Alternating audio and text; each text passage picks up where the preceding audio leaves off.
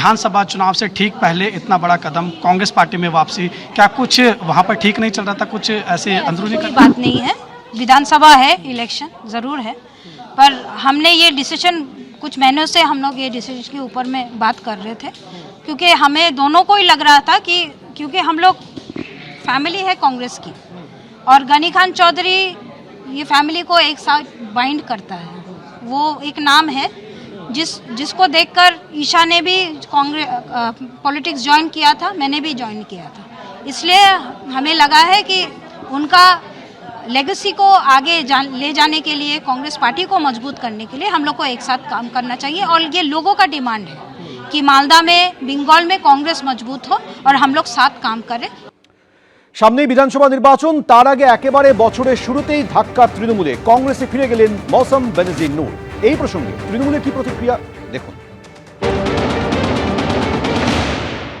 এই বিষয়টি নিয়ে আজ এই মুহূর্তে কোনো মন্তব্য করব না।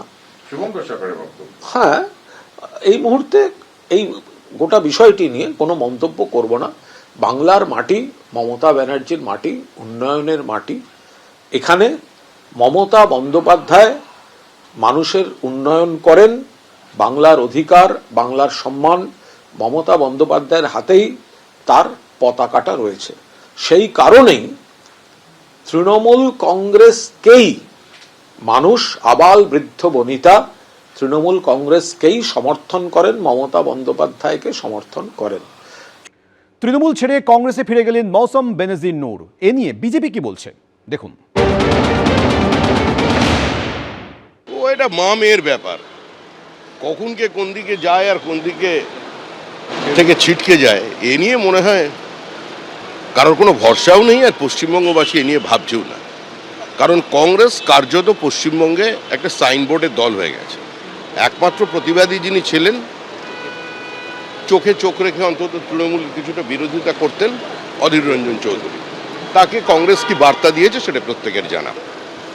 আসছি পরের খবরে। প্রকাশ্যে মঞ্চে ক্ষমা চাইলেন শিশির অধিকারী। ভুল পথে চলে গিয়েছিলাম, গলবস্ত্র হয়ে ক্ষমা চাইছি, মাটি ছুঁয়ে আপনাদের কাছে ক্ষমা চাইছি, ভুল পথে চলে গিয়েছিলাম, ভুল পথে আপনাদেরও সঙ্গে নিয়ে গিয়েছিলাম, তার জন্য ক্ষমা চাইছি, মন্তব্য শিশির অধিকারী।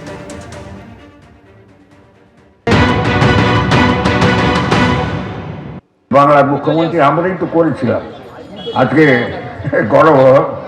গলবস্ত্র হয়ে একবারে গলবস্ত্র হয়ে আপনাদের কাছে আমি থাকতে পারবো না, আমার দাঁড়াবার এখন শক্তি খুব কমে গেছে। গলবস্ত্র হয়ে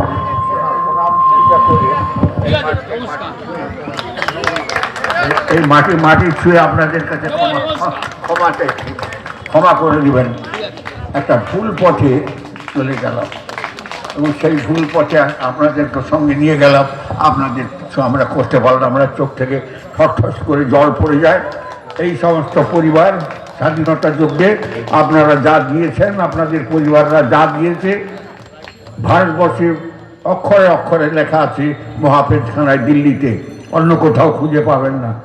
ব্রাহ্মণ সন্তান আপনাদের কাছে ক্ষমা চেয়ে নিচ্ছি, আমি ভুল করেছিলাম, আপনাদেরকে সেই পথে চালিত করেছিলাম, আপনারা ক্ষমা করবেন।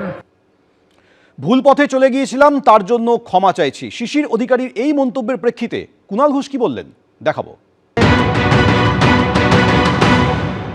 আজকে লোক দেখানো নাটক করে শিশির অধিকারী যদি বলেন তৃণমূলে যাওয়া ভুল হয়েছিল, তাহলে ফিরিয়ে দিন না সাংসদের পেনশন আর মন্ত্রিত্বের পেনশনটা।